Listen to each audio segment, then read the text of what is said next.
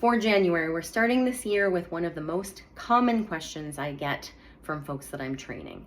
So I'm usually delivering training about how to write good messages, and people say, Jenny, that's all well and good. I will try to do what you're telling me, but how do I get other people to read? This always makes me laugh. You've probably experienced this. You write a message and you don't get a response. You write a message with an action in it and the person doesn't follow through.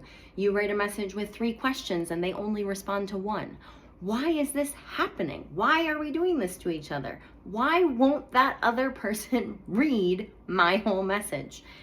And what I see in the samples that I get from my participants is that so many of us are writing messages imagining that the other person reading them is reading every single word left to right, top to bottom. So we imagine we say hi to the person at the beginning of our message, and then we write this lovely, hope this email finds you well, and some other stuff, and then we have a paragraph about some other things, and then we have a paragraph about some other things, and then we say, okay, bye, whatever that closing is. And so we imagine that the person is reading every single word left to right, top to bottom, but that's not how people read at work. How we read at work is that we are skimming the message looking for information that is relevant to us. And so most people read the very first line of your message. So 99% of people read this. And if this says, hope you're doing well, then you've kind of wasted your most valuable real estate, right? So I would encourage you to put the purpose of the message first, because that's what most people are going to read. And then they're going to skim. They're going to look at the first half of the first line of this paragraph. They're going to look at the first half of the first line of this paragraph, which is why some researchers talk about an F pattern. If you imagine their eyes are reading all of the first line and half of subsequent paragraphs, it kind of looks like an F.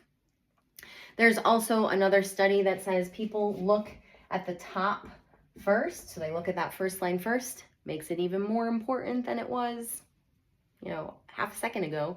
It's doubly important. They look there first, and it's the only sentence they are probably going to read in its entirety. And then they glance at the bottom to see what is expected of them. And only after they've looked at those 2 things do they go to the middle. So what I would encourage you to do is to start thinking about how people are skimming your message, and make sure that you are putting information in the places where they're most likely to look. One check that I like to do is to read the first half of the first line of each paragraph, and I ask myself, if my reader only read that out of my whole message, if they only read this sentence and half of this and half of that, would it be enough? Would it be enough for them to know what to do, know how to follow through, know what I'm hoping to get back from them? If they only read those places, would it be enough? If the answer is yes, then I have designed my message for the skimming reader. But if my answer is no, I need to go back and reorganize and recreate my sentences so that I can get the most important information in the places where people are actually going to see it.